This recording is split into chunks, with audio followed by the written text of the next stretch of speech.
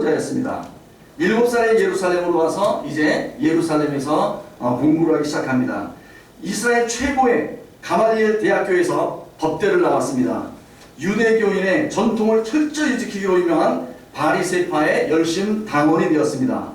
기독교인들을 핍박하기 시작하고 성도들을 잡아다가 감옥에다가 가두기를 시작합니다. 스데반 집사가 돌에 맞아 죽을 때에 그는 옆에서 그 증인들의 옷을 맡아서 잡고 있던 사람 중에 한 사람이었습니다. 그는 사내들인 공회, 우리나라로 얘기하면 국회에 가서 모든 기독교인들을 잡아들일 수 있는 권한을 받습니다. 그리고 이 권한을 가지고 이제 다마스커스로 그는 올라갑니다. 기독교인들을 잡아서 이 예루살렘으로 압송하기 위해서는 갔습니다. 그는 그곳에서 도중에 예수님을 만납니다. 갑자기 하늘에서 하얀 빛이 비추면서 나는 내가 핍박하는 예수다.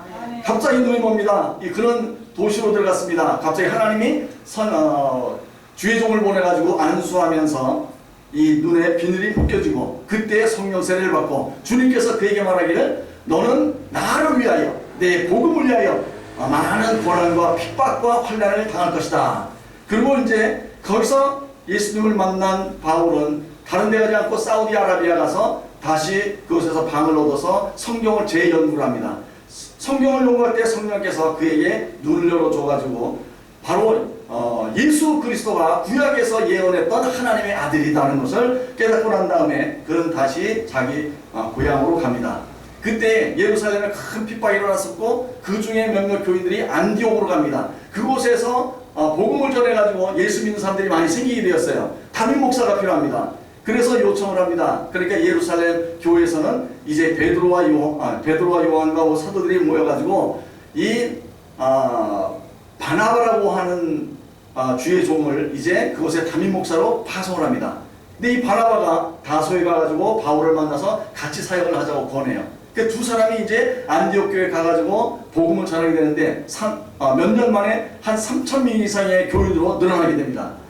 그러니 정기적으로 모여서 금식하면서 기도할 때 갑자기 성령께서 저들에게 말씀합니다. 바울과 바나바를 선교를 위해서 따로 떼놓아라.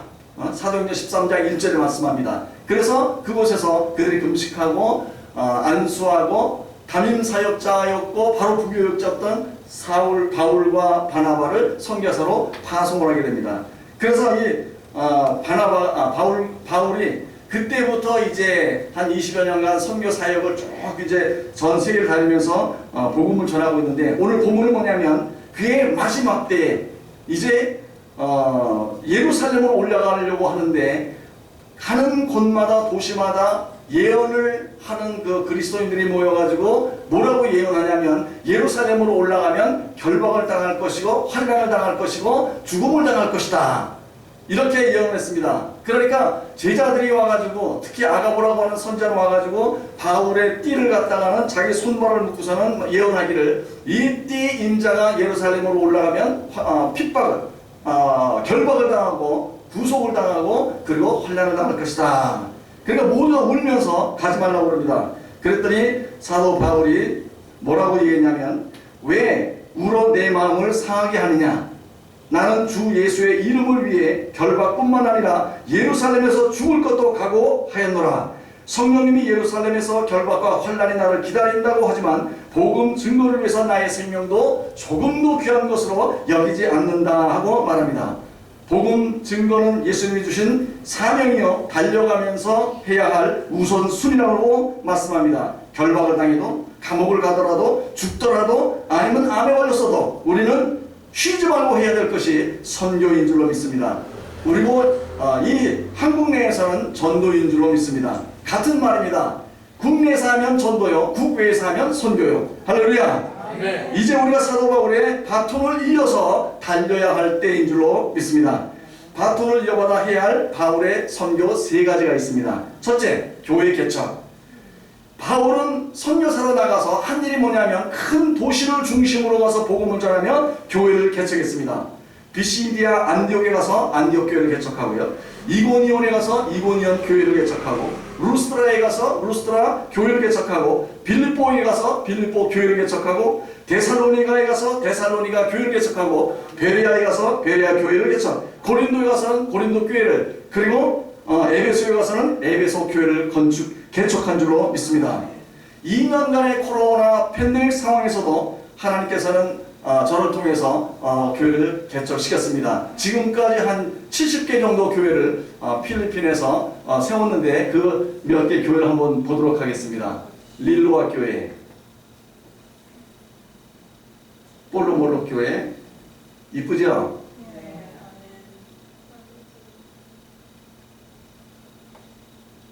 산토 토마스 순복음 교회 아직 지붕을 못 얹었습니다. 그리고 그리스도 왕 교회,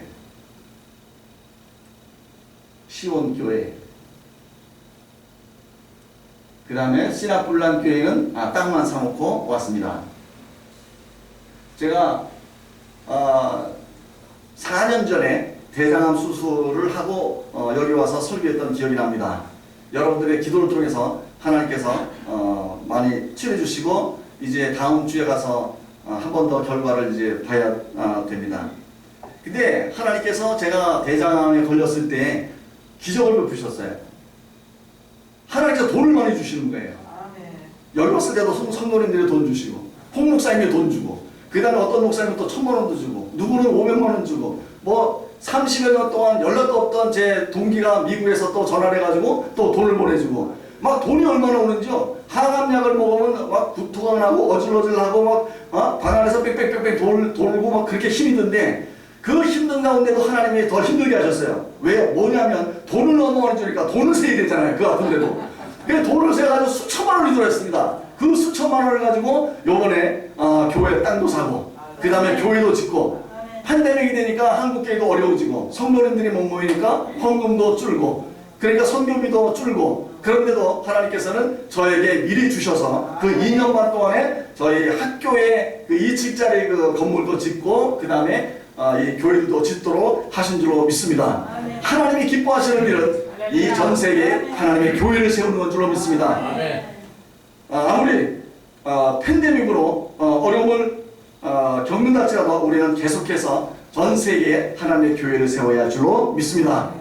두 번째로 사도 바울이 했던 것은 뭐냐면 신학교를 운영했어요. 사도 바울은 고린도에 가서 복음을 전할 때 1년 6개월 동안 제자들을 불러 모아서 하나님 나라의 말씀에 대해서 강론을 했다고 했습니다. 1년 6개월짜리 신학교를 세운 거예요.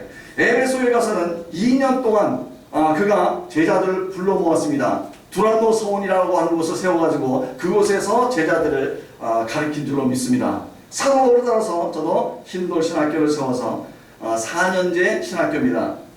말씀도 가르치고 신학도 가르치고 영성도 훈련시키고, 그리고 건축하는 기술까지 가르치는 신학교입니다. 저희 신학생들이 배출해서 방방 곳곳으로 가면 개척을 이제 하고, 또 주위에 있는 선교사님들이 저희 신학교에 와가지고 졸업생들을 좀 달라고, 왜냐하면 저희가 잘 훈련을 시켰기 때문에 저희 학생들을 데리고 가면 특히 뭐 고민할 필요 없이 사역을 잘 하기 때문인 줄로 믿습니다. 그런데 저희 신학생들은 필리핀 전역에서 오는데 처음에 올 때는요 말씀도 몰라요. 그리고 소명감도 없습니다. 사명도 없습니다. 그 학생들이 이제 저희 신학교 와서 4년의 훈련을 통해서 가치관이 변화되고요, 그 다음에 삶이 변화되고, 주님이 자기를 불렀다고 하는 소명감을 갖게 되고, 이제 졸업하게 되면 목회를 하게 되는 사명자가 되는 줄로 믿습니다. 오늘은 저희 신학생 2명의 간증문을 제가 한번 읽어드릴게요. 저희 신학교에서 어떻게 변화되는지. 아이사, 저의 이름은 아이사입니다. 20살이며 민다나오 레익시구에서 왔고 지금 신학교 2학년입니다. 처음 신학교에 입학했을 때 성경 구절을 찾는 것도 모르고 기도하는 것도 몰랐습니다. 저는 가족들과 관계가 좋지 않았기 때문에 다른 학생들과 어떻게 지내야 할지도 몰랐습니다. 저는 자라오면서 웃었던 적이 없었던 것 같습니다. 근데 신학교에 와서야 처음으로 웃을 수가 있었습니다. 왜냐하면 제 엄마는 어린 제 동생을 주례에 따라 공중에 빙빙 돌리며 웃는 정신병자였고, 그런 엄마가 싫었던 제 아버지는 새 장가를 갔습니다.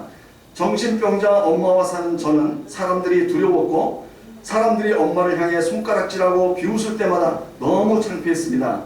하지만 저는 신학교에 와서 평안을 느끼게 되었습니다. 제 가족에게는 사랑을 느껴보지 못했는데 신학교에 와서 내게 이제 가족이 생겼구나 하는 생각이 들었습니다. 저는 거의 귀머거리였습니다.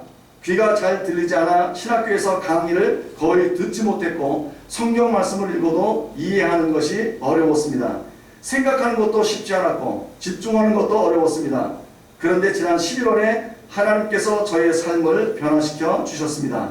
신학교 부흥회 때 제가 저의 모든 죄를 회개하게 되었고, 그 후 제 삶의 사랑과 평화가 찾아왔습니다. 그리고 귀머거리를 치유해달라고 기도했는데 하나님께서 귀도 정확하게 잘 들리도록 고쳐주셨습니다. 이제 성경 구절도 찾을 수 있고 조금씩 하나님의 말씀도 이해해가고 있습니다. 또 하나님께서 제가 다른 학생들과도 잘 지낼 수 있도록 도와주셨습니다. 저는 새로운 삶을 갖게 되었고 이 삶을 주님께 헌신했습니다. 저는 남은 삶을 저와 같이 아무런 삶을 살고 있는 사람들에게 좋은 소식을 전하며 살겠습니다. 저를 불러주신 하나님께 감사드립니다. 할렐루야. 이번에는 남자 신학생 데니스. 안녕하세요. 저는 데니스입니다. 20살이고 민다나오에서 왔습니다. 저는 게이였습니다. 저는 제 자신을 바꾸고 싶었지만 스스로 저를 바꿀 수가 없었습니다. 작년 6월 저는 제 자신을 바꾸고 싶어 힌도신학교에 입학했고 신입생 부흥회 기도 중에 저는 큰 은혜를 입었습니다. 그리고 이때 저는 예수 그리스도를 나의 주님으로 영접하고 주님을 따르기로 결단했습니다. 저는 게이였을 때 입던 모든 옷들을 불태움으로 하나님 앞에서 새 사람이 되었음을 선포하기로 결심했습니다. 그러나 옷을 불태우는 것이 쉬운 일이 아니었습니다. 저는 저에게 옷을 준 사람들을 사랑했고 또 불태우기에는 그 옷들이 너무 아까웠습니다. 게이였을 때 입었던 옷을 태우기로 결정했지만 옷이 막상 불에 타면서 잿더미가 되어가자 저는 제 자신도 모르게 울부짖기 시작했습니다. 그때 주님이 저에게 말씀하셨습니다. 내가 너의 죄를 위해 십자가에 못 박혔느니라. 하나님께서는 제가 게이에서 하나님의 사람으로 거듭나기를 원하셨습니다. 저를 사랑하시고 불러주시며 용서해 주신 하나님께 감사를 드립니다. 저는 예전 게이 친구들과 그룹 통화를 하며 제 신앙 간증을 나누었습니다. 지금도 가끔 그들에게 전화해 그들의 삶도 변할 수 있다고 복음을 전하고 있습니다. 그들도 언젠가 힌도신학교에 와서 공부하고 싶다고 말하고 있습니다. 저는 졸업 후에 과거에 저와 같이 게이로 살고 있는 사람들에게 복음을 전하는 사역을 하고 싶습니다. 저의 간증문을 읽어주시고 힌도신학교를 후원해 주셔서 감사드립니다. 할렐루야. 여러분들이 후원하는 그 선교 헌금으로 이런 그 정말 어떻게 보면 예수님도 모르는 친구들을 불러다가 말씀을 가르치고 예수님에 대해서 알게 하고 예수님을 믿게 하고 성령세례 받게 하고 그리고 여러 가지 문제를 해결하고 가치관을 변하게 되고 그리고 저들이 이제 소명을 받고 나가서 복음 전하겠다고 하고 있습니다. 신학생 키우는 일이 보람된 사역인 줄로 믿습니다.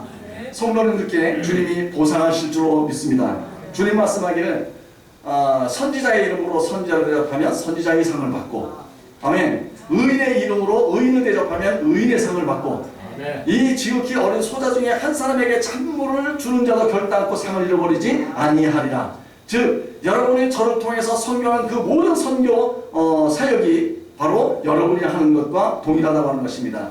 상급을 주시는 날에 제가 상을 받을 일이 있다면 반드시 여러분도 똑같은 상급을 주님께서 주실 줄로 믿습니다. 그리고 우리 사도 바울이 세 번째로 달려가면서 전시호로 했던 것이 뭐냐면 개인 전도였습니다. 그는 빌립보에 가서 이제 일을 하면서 이 사도 바울은 자비한 선교사였어요. 그래서 다른 교회에서 후원을 잘 받지 않았습니다. 나중에 데살로니가 교회에서 헌금을 조금 받긴 했지만 주로 그는 다른 교회에서 헌금을 받지 않고 업이 텐트를 만드는 업종이었어요. 그래서 큰 도시로 가는 이유 중에 하나는 그곳에 가야 같은 업종을 만나고 그곳에서 일당을 받을 수 있기 때문입니다. 그래서 하루 종일 그 무드질, 이 가죽을 가지고 막 부드럽게 이제 무드질을 하고 그걸 가지고 텐트를 만들고 그래서 이제 판매하고 그리고 이제 시간이 날 때마다 주말이나 금요일 날 되면 토요일 날 되면 그는 이제 회당에 들어가서 강론을 하고 말씀을 전하고 또 때가 시간 있을 때마다 이제 회당으로 찾아가서 기도를 했습니다. 근데 유대인들은 일반적으로 회당을 강에 있으면 강가에다가 회당을 지었어요. 그래서 이 빌립보 회당도 강가에 있었습니다. 그래서 이 바울이 일을 하다가 이제 그 기도하러 강가로 갔는데 거기서 여인들을 만납니다. 그 여인들과 대화하면서 천국 복음을 전했는데 그 중에 한 사람이 누구였냐면 루디아였어요. 그리고 루디아가 복음을 전하니까 스폰지에 물이 빨려들듯이 그 복음을 쫙쫙 빨아들이는 걸 느끼게 됩니다. 결국은 그 자리에서 루디아가 예수 그리스도를 구주로 영접하게 되는 줄로 믿습니다. 루디아가 말합니다. 당신이 정말로 나를 하나님의 자녀로 생각한다면 제발 우리 집에 와서 머무십시오. 그래서 사양을 타고 루디아의 집에 바울과 실라가 머물면서 그곳을 중심으로 해가지고 복음을 전하며 사람들을 모아서 강론하기 시작합니다. 교회를 세웠어요. 그런데 하루는 지나가는데 그 동네에 점을 잘 치는 여인이 있었습니다. 근데 이 점을 치는 이유가 뭐냐면 그 속에 점치는 귀신이 들어있었기 때문에 그랬어요. 이 점치는 귀신이 졸졸 따라다니면서 바울과 이 바나바를 향하여 말합니다. 이 사람들은 하나님의 거룩하신 종들입니다. 여러분 같으면 좋겠어요? 아주 좀 초등학교 선생님이라든지 아니면 뭐 대학 교수라든지 아니면 시장이나 무슨 뭐 도지사라든지 뭐 이런 분들이 가만히 있다가 여러분이 딱 지나가면 오 위대하신 하나님의 종들입니다. 자리를 좀 비켜주세요. 이러면 좀 우쭐할 수 있겠는데 이거는 여종이에요. 여종. 일반 그 신분도 아니고 여종에다가 점치는 귀신 들린 여자예요. 귀신 들린 여자들이 졸졸 쫓아다니면서 하나님의 지극하신 하나님의 종들입니다. 여러분 이 하나님의 종들을 따라가시길 바랍니다. 여러분 저분들이 하는 말씀을 잘 들어야 합니다. 누가 전한다고요? 귀신이 바울과 실라를 막 전도를 하고 전도는 아니고 막 띄우고 그 말을 들으라고 막 하는 겁니다. 이 사도 바울이 참다가 나중에 도저히 안 되겠어요. 이 바울이 생각할 때 이 점치는 귀신을 쫓아내면 그 주인이 화를 낼 것이다. 왜냐하면 돈벌이 수단이 없어져 버리니까. 그러면 우리가 잡혀갈 수도 있겠다. 잡혀가면 맞을지도 모른다. 감옥에 갈지도 모른다. 그래서 며칠을 참고 안 했는데 나중에 도저히 견딜 수 없으니까 이제 돌아서서 그 여인에게 말합니다. 점치는 귀신 들린 귀신아, 점치는 귀신아, 그 여인에게서 나오고 다시는 들어가지 말지어라. 그랬더니 이 여자가 봉 떨어지면서 귀신은 나가고 그 순간부터 이 여인은 점을 칠 수가 없게 됐습니다. 진짜로 주인이 화가 나가지고 와가지고 멱살을 잡고서는 이제 그를 두 사람을 감옥에다가 집어넣습니다. 감옥에 들어가자마자 그냥 묻지도 않고서는 무조건 두드러 패는 거예요. 바울과 실라가 그냥 얼마나 주워 맞았는지 그들이 나중에는 이제 아파가지고 잠을 잘 수가 없는 겁니다. 밤에 잠이 안 오니까 어떻게 해요? 그 감옥에서 찬송을 하기 시작합니다. 우리들의 싸울 것은 혈기양요만 그 찬양을 알았으면 했을 것 같아요. 그래서 박수 치면서 그랬더니 갑자기 지진이 일어납니다. 지진이 일어나니까 막 감옥의 문들이 막 열리고요. 이 창고도 막 그냥 풀려버리고요. 이 간수가 자다가는 놀래가지고 좀 벌떡 일어났습니다. 아이고 이 죄수들이 나가면 나는 분명히 벌을 받을 것이고 많은 사람 앞에서 처형당할 것이다. 잘못하면 내 가족들도 감옥에 갈지도 모르겠다. 차라리 내가 자살하는 것이 낫겠다. 칼을 뽑아가지고 자살하려고 그러는데 저 안쪽에서 바울과 실라가 말합니다. 자살하지 마시오. 우리 다 여기 있어. 놀래가지고 칼을 없어는 가봤더니 한 사람도 도망간 사람이 없어요. 창고가 다 풀리고 감옥문이 열렸는데도. 그러니까 놀래가지고 이 바울과 실라를 자기 집으로 모셔갑니다. 모셔가가지고서 아니 어떻게 도망가지 않았습니까? 그러니까 바울이 말합니다. 우리는 죄인이 아니기 때문에 우리는 죄를 지어서 감옥에 들어온 사람들이 아닙니다. 그래서 우리는 도망갈 필요도 없습니다. 그러니까 아니 왜 들어왔습니까? 그때부터 그에게 그리고 그 가족들에게 복음을 전합니다. 우리가 이 감옥에 들어온 이유는 예수를 전했기 때문입니다. 어떤 예수입니까? 그래서 이제 예수님에 대해서 구약에서부터 쭉 얘기하고 십자가에 달리신 예수님, 부활하신 예수님 이게 모든 걸 얘기하니까 이제 이 간수와 그 가족들이 전부 예수를 믿게 되고요. 그리고 그들이 이제 그 상처된 데를 전부 이제 치료해주고 맛있는 음식을 해가지고 이제 대접을 해주고 그러고는 이제 다시 감옥으로 데려갔습니다. 그 다음날 바울과 실라는 풀려나게 되었습니다. 이 빌립보 개인전도 시간이 있을 때마다 기회가 있을 때마다 바울과 실라는 개인적으로 전도를 했고 복음을 받아들인 사람들을 중심으로 해서 교회를 세워나간 줄로 믿습니다. 사도행전 16장 31절에 사도 바울이 그 간수에게 한 말입니다. 주 예수를 믿으라. 그리하면 너와 내 집이 구원함을 얻으리라. 할렐루야. 여러분 왜 개인 전도가 중요하냐면요. 한 사람을 전도하면 그 사람을 통해서 그의 가정이 구원되고요. 일가 친척이 구원되고요. 어떤 때는 온 마을이 구원받는 놀라운 기적이 일어나기 때문인 줄로 믿습니다. 약 150년 전에 그 영국의 웨일스에서 영적 대부흥 운동이 일어났습니다. 많은 교인들이 성도들이 은혜를 받았어요. 성령세를 받았습니다. 은혜를 받고 났더니 가슴이 뜨거워져가지고 견딜 수가 없는 겁니다. 그랬더니 그들이 가족들과 의논하고는 이 평신도들이 각 나라로 외국으로 선교사로 나가는 거예요. 그 선교사들 중에 몇 명이 인도로 갔습니다. 인도로 가서 복음을 전하는데 그 중에 한 명이 어디로 갔냐면 북인도의 마쌈이라고 하는 마을로 갔습니다. 이 마쌈이라고 하는 마을은 호전적인 부족들이에요. 한 400에서 500명이 살았는데 얼마나 싸움을 좋아하냐면 그 마을의 청년들 중에 어느 누구든지 밤에 다른 마을로 가가지고 몰래 그 타부족 사람의 목을 잘라오면 헤드헌팅, 목을 잘라오면 그 마을에서 아주 최고의 영웅이 되는 거예요. 영웅이 되고 자기가 원하는 여자가 있으면 아무나 찍기만 하면 부인으로 삼을 수 있는 그러한 특권을 가진 그런 마을입니다. 근데 이 마쌈이라는 곳에 이 영국 평신도 선교사가 가가지고 복음을 녹생이라고 하는 사람에게 전하게 됩니다. 녹생이라고 하는 사람이 자기의 신도 있어요. 인도에는 또 신이 많잖아요. 근데도 그럼에도 불구하고 이 녹생이 예수 그리스도의 말씀을 듣고 예수 그리스도를 구주로 영접하게 되고 예수 그리스도를 구주로 영접, 녹생이 자기의 가족, 부인과 두 아들을 불러놓고 또 복음을 전해서 그 모든 식구들이 예수 믿게 되는 역사가 일어난 줄로 믿습니다. 그러니까 녹생의 가족이 또 그때부터 일가 친척들을 대상으로 복음을 전하는 거예요. 어머니한테 가고 삼촌한테 가고 사촌한테 가고 복음을 전하니까 일가 친척이 또 예수를 믿게 됩니다. 이 소식을 마을 추장이 듣게 됐어요. 화가 났습니다. 우리에게는 우리의 신이 있다. 다른 신이 들어와서 그러면 우리가 복을 받을 수가 없다. 그래서 녹생의 가족을 불러들였습니다. 마을 사람들을 전부 불러 모았어요. 그래서 막 뚜레 피는 겁니다. 예수를 믿지 않겠다면 우리가 살려주고 예수를 믿는다고 하면 우리는 너희를 죽일 것이다. 그렇게 패는데도 그 가족들은 예수님을 부인하지 않았습니다. 이제 그 추장이 녹생에게 말합니다. 이제라도 내가 예수 그리스도를 부인하면 내가 내 두 자녀를 살려주겠다. 하지만 부인하지 않으면 내 두 자녀를 죽이겠다. 그랬더니 녹생이 이렇게 말씀합니다. 나는 예수 그리스도를 따르기로 결심했습니다. 내가 예수 그리스도를 부인하지 않겠습니다. 우리 가족도 부인하지 않겠습니다. 우리는 주님으로부터 뒤돌아서지 않겠습니다. 화가 난 추장이 화살로 쏴 죽이라고 명령합니다. 화살이 두 아들의 가슴을 박아가지고 두 아들이 사리에서 즉사했습니다. 이제 또 추장이 말합니다. 내가 예수 그리스도를 부인하면 내 아내를 살려주겠다.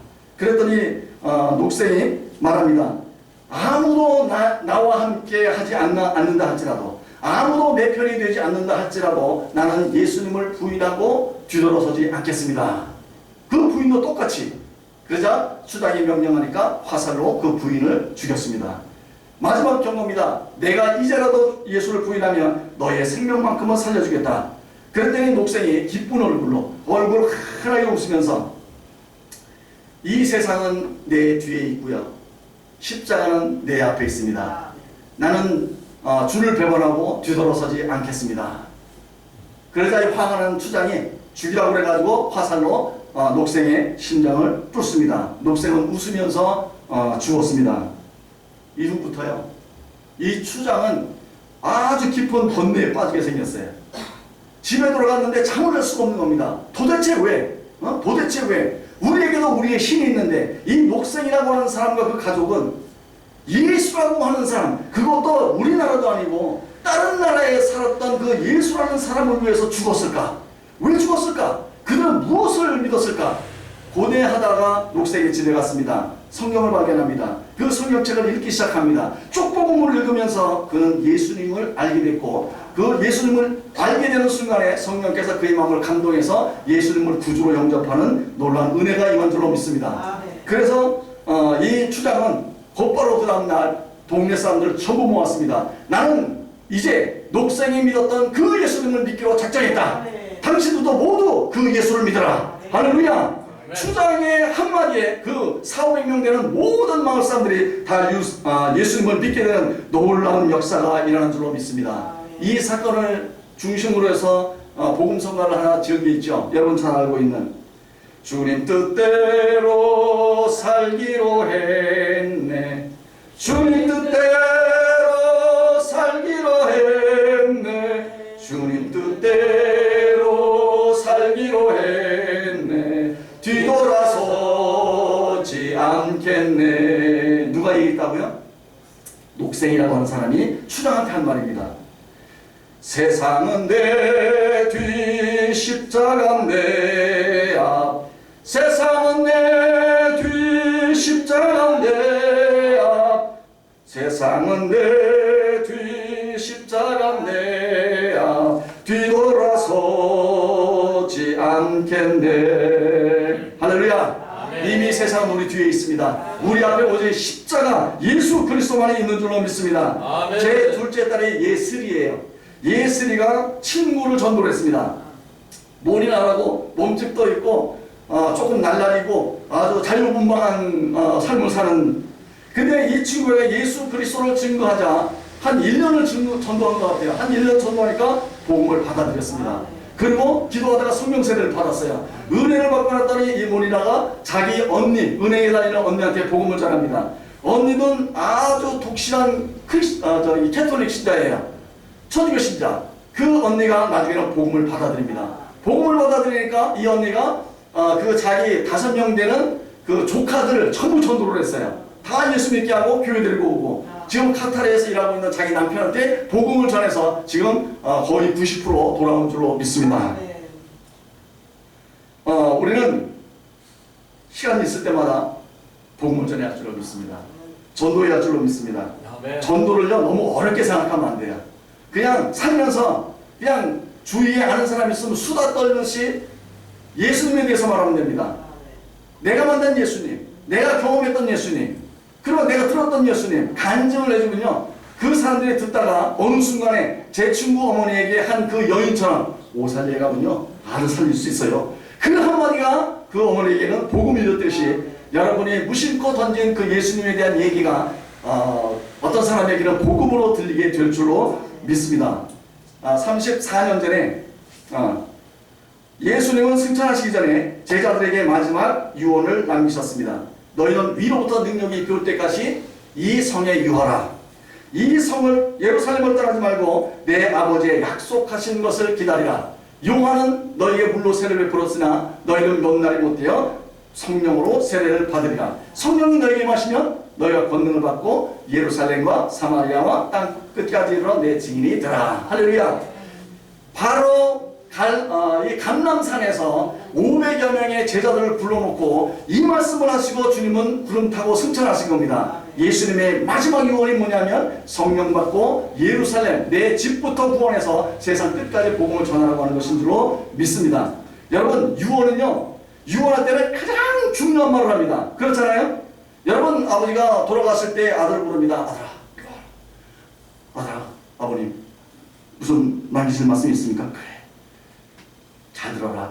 매월 전기세 낼 때 꼭 잊어먹지 말고 전기세 내거라. 그리고 주는 아버지 없어요. 그죠? 그거 중요하지 않습니다. 응? 아들아, 내 아버지, 내 통장과 도장은 내 벽에 밑에 있다. 내 아버지, 이 통장 가지고 돈 찾아서 엄마를 잘 공경해라. 그래서 엄마가 딴 사람한테 시집 가지고 않게 잘 막아라. 알았지? 응? 아주 중요한 것을 하는 것이 유언인 줄로 믿습니다. 우리 예수님이 가장 중요하게 생각하고 마지막으로 당부하고 싶은 말이 뭐냐면 복음을 전해라. 할렐루야. 네. 개인 전도해라. 그런 말씀인 줄로 믿습니다. 34년 전에 제가 필리핀에 선교사로 떠나기 전에 마지막 설교를 했는데 그때 부른 노래가 있습니다. 우리의 소원은 선교, 꿈에도 소원은 선교, 이 목숨 바쳐서 선교, 선교를 합시다.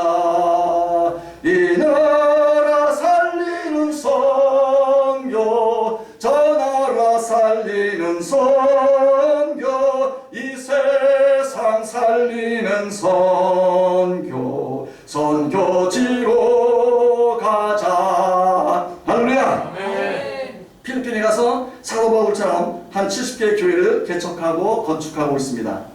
신학교 대학원을 설립해서 제자들을 키우고 있습니다.